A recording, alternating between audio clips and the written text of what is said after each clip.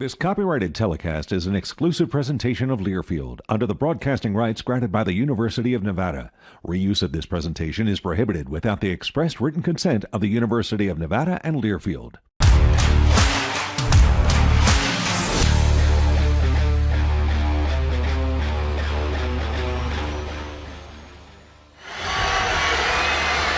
He missed it! Rollison fires, it's blocked! Oh, they call the foul. Oh my goodness! You can hear a pin drop in here.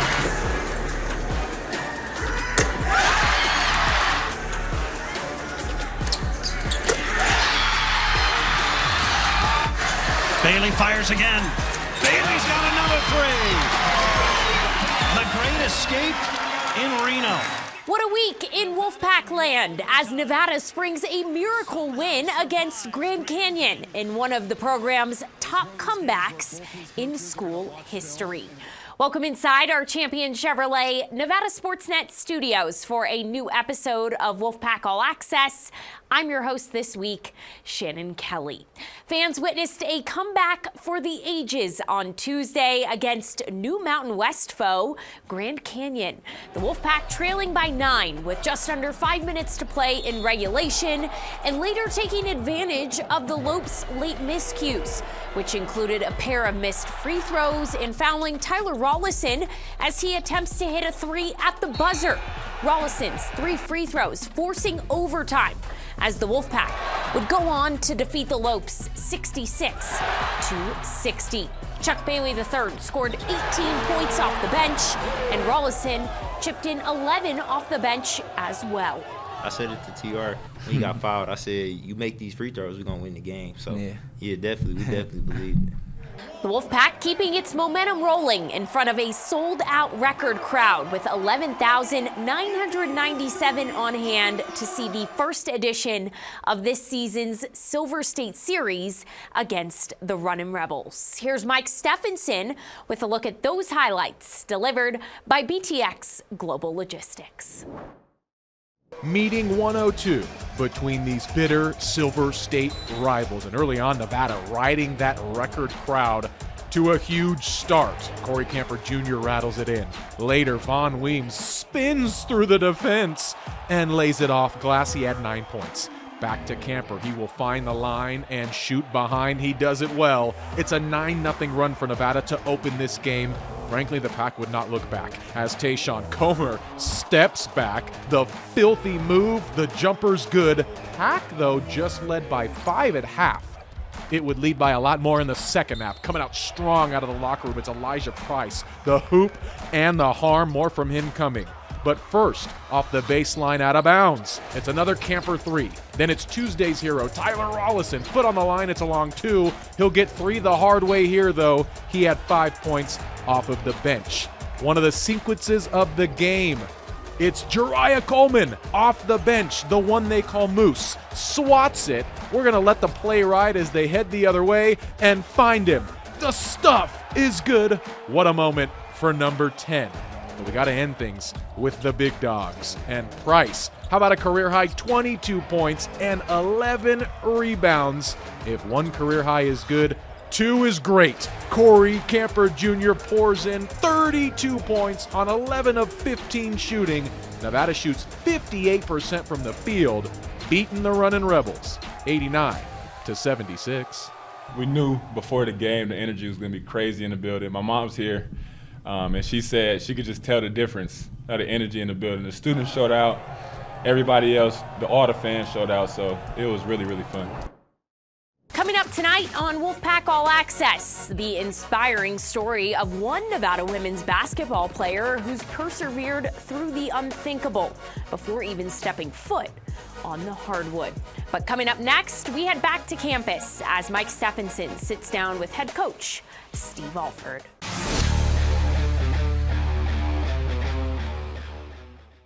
All right, hanging out here with Coach Alford, coming off a massive week for you and your team. I guess we were sitting here minutes after the win over UNLV, so what did you like about that effort against your rival? Well, just a really good week for us, Mike, to get Grand Canyon, who's really good, and UNLV, who's a very dangerous team, and we led start to finish. That's hard to do in this league, to to be able to play a 40-minute game and never trail. Tonight, you have the starters really stepped up in a big way. And we took great shots and we made shots. And so another game where we have, 5, 6, 7 turnovers. So just really like how they responded this week after New Mexico, and that's what you got to be able to do. And UNLV is big on a lot of fronts, but it's big because it's the first game of the second part of the conference season too.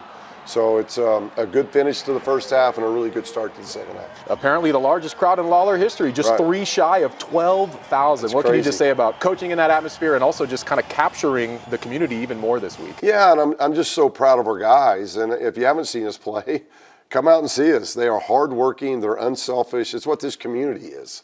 It's a hardworking community, good people, very unselfish people.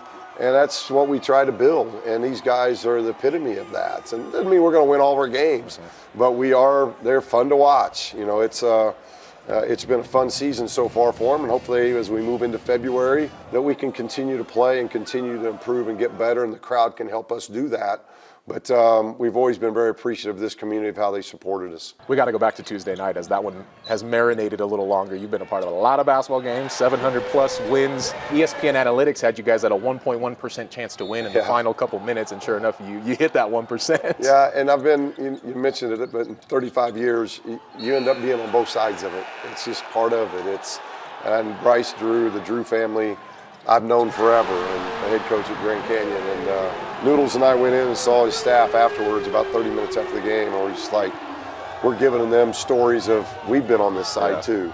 But there'll be games you're on this side too. It evens itself out over a career, but it's one of those things where they had it and their kids did just about enough. Kind of like, and I told him about our Dayton game, up 17 with 7 to go, and we just did absolutely everything possible to lose that game. And it never happens. It was an outlier, and this will probably be an outlier for them. And I saw tonight they responded well against Boise. They're a really good basketball team. A lot of individuals we can spotlight. I want to point to the one you call Moose, though, Jariah Coleman. Here he is with an epic sequence in this game. He plays 5 minutes, but he makes a huge impact. And you had mentioned in your post-game presser, he just lost his grandmother. Yeah, he was tremendous on Tuesday night in overtime and the minutes he got. And he works so hard. Like, he is a tireless worker, and he hadn't got a lot of opportunities. And so I'm very proud of him, and I was really proud tonight. He lost his grandmother up in Alaska a day ago, so I know his emotions were very difficult, and his teammates wrapped around him and loved him, and I was so proud and happy for him to see the minutes that he got in the second half and take advantage of it. When you look at this week, and you're still in it, but how significant do you feel like it is to just propel you guys forward? Well, you got to take care of home, and we had 2-game homestand. So in a league that's this competitive and this hard, you got to take care of home. And again, I thought the students, I thought our community had a lot to do with us coming back off of a New Mexico game where we played well. We did a lot of good things against a really good team, came up short. We needed that encouragement coming home from the community and the student section, and boy, did they come out. And as the head coach, I very much appreciate that. You know, we got obviously a tough road trip at Boise on Tuesday. It's going to be a tough one. We got to play well for 40. Get a day off on Wednesday, and then it's heavy prep going into a bye week. We got to get that Fresno home game. So hopefully everybody can show up and show out again. We appreciate it. Before we go to break, here's Chris Murray with a look at this week in Wolfpack history, presented by Bradley Dreadnought and Janae. 13 years after being shuttered, Nevada softball was reincarnated as a Division I program. On February 7, 2003, the Wolfpack played its first game since the 1989 season, doing so in the Mustang Roundup in San Luis Obispo, California. Nevada opened its 2003 campaign with a 5-4 loss to UC Santa Barbara, before winning its second game of the day, a 7-0 victory over Cal Poly. By 2006, Nevada had won its first conference championship and reached its first NCAA tournament. And in 2009, the Wolfpack broke into the top 25 for its first time, doing so under head coach Michelle Gardner. Nevada enters its 2026 softball season, coming off back-to-back 40-win campaigns. But it all started 23 years ago, when Wolfpack softball went from dormant and quickly became dominant.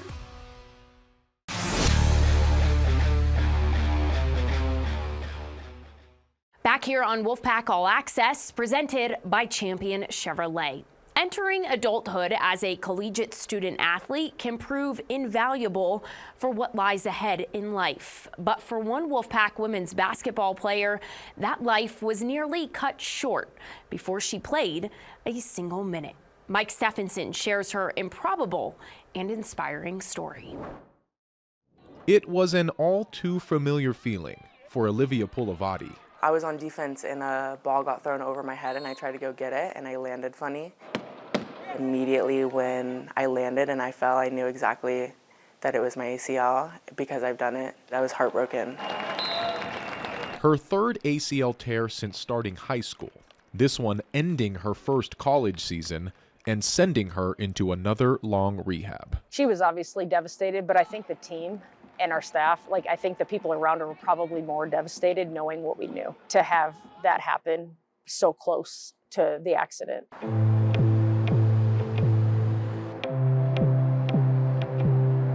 The call in the middle of the night was tough. I mean, it's truly a parent's worst nightmare. My middle daughter was with me and she woke me up and she said, "Dad, Olivia's been hit."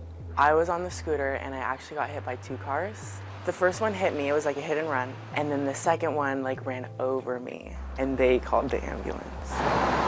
In June of 2023, Poulivaati was an excited incoming freshman, weeks removed from her graduation at Tualatin High School in Oregon, when her budding promise of playing for the Wolfpack turned into peril. The report was that she was hit by a car, but realistically what had happened was she was completely run over by a car, both sets of tires. You imagine worst case scenario, and this was that. Worst fears is her laying in the middle of the street somewhere by herself, alone, nobody there to help her. You know, that was the thoughts that were going through me. As her parents, Holly and Cy, rushed to Reno, head coach Amanda Levins had to do the same. I was actually camping. We immediately got up, packed everything up, drove back to Reno. I was able to go into the hospital room and see her, and honestly, I had to go lay down. I almost passed out because just seeing someone that young and strong and healthy in that situation, it was awful. By the time we got here in the morning, we knew that she was still critical, but that she was going to make it. It's hard to see your very healthy 18-year-old in a hospital bed with the machines keeping her alive. I was just thankful that she was gonna be okay. There was no head injuries, those kind of things. So she was really blessed for that. Their daughter was alive, but in bad shape, having already undergone emergency surgery. I fractured my pelvis. I had a collapsed lung. My bladder was messed up. My pelvis is fully metal now. I have a bunch of screws and pins that are holding me together. None of it will ever be removed. It'll always stay there. When I was told everything that had happened to me, I was just am I ever gonna be the same person like I was before all of this? After long stays in Renown's ICU and rehab center, Poulivaati's college experience would have to start back at home. Between online classes were grueling recovery sessions. I was slowly, day by day, learning how to re-walk and relearn how to use my legs. She was really motivated to get back to the life that she had started. She really missed that. When it first happened, I didn't think for a second she'd come back and play basketball. We put a lot of blood, sweat, and tears into it, honestly. It was hard. Nevada's Allie Rippingham was part of the team of doctors and trainers helping Poulivaati battle back. It's the most determined individual I've ever met. So once she got back here and we were working together, there wasn't a doubt in my mind that we weren't going to get her back on the court. I kind of wanted to prove to myself and prove to other people, even though, yes, that was very traumatic, I'm still going to come back and I'm still going to play because that's what I came here to do. Poulivaati will tack down low on the left block. Fadeaway jumper from that spot is good. Just 6 months after the accident, Poulivaati was practicing, eventually making her Wolfpack debut in 2024. Three ball, Poulivaati. A season that would end early with more adversity and another major knee injury. At what point does this kid get a break? The why me really sets in. Do I really want to do this? Like, I've already done this so many times. The whole rehab process, the whole like mental game. It was really something I really had to think about, but I knew like that was something I had to do if I wanted to be able to get back on the court.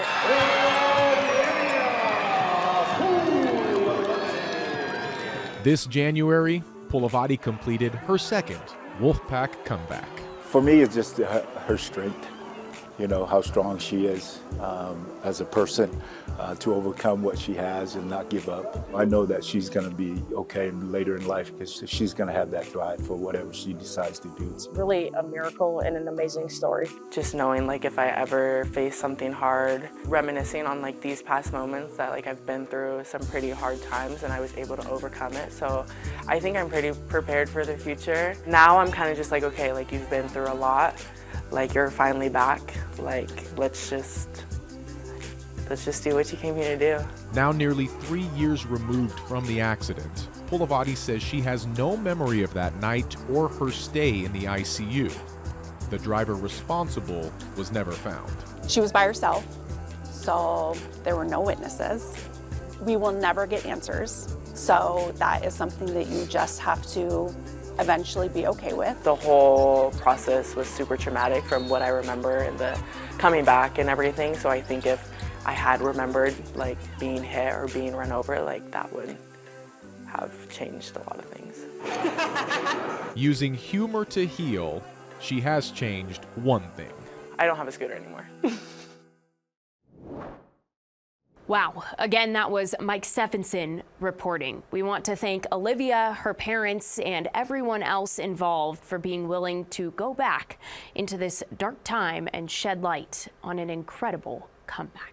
Coming up next on Wolfpack All Access, we head to the slopes of Mount Rose for Nevada's first home ski meet in more than a decade.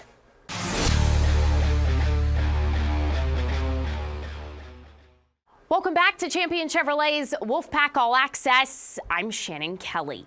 The Nevada ski program was reinstated on campus as a Division I sport in 2022.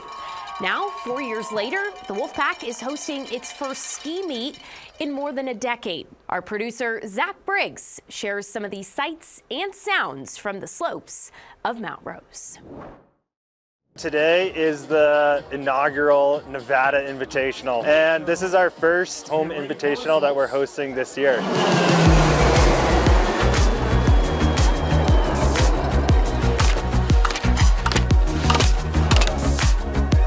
Unfortunately, the University of Nevada ski team was cut in 2010 and was brought back 4 years ago. It's a huge step for us, right? To bring everyone here, show everyone our facilities, our home mountain, show everyone what we have. It kind of legitimizes the program and puts us on the map just one step further.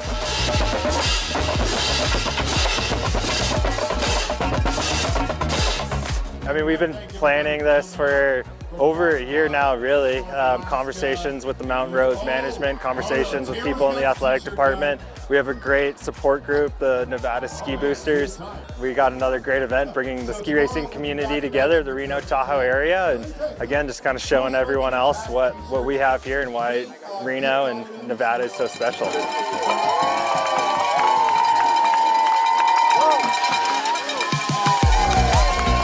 I hope everyone can kind of see that, you know, this is a really cool event. It's a really cool sport, and it's definitely unique. So I'm just happy that we had the opportunity to host, and now everyone can kind of see what we're actually doing. Good job! Coming up next, a new season starts for the Diamond Sports this month. We hear from the keynote speaker of baseball's biggest fundraiser of the season.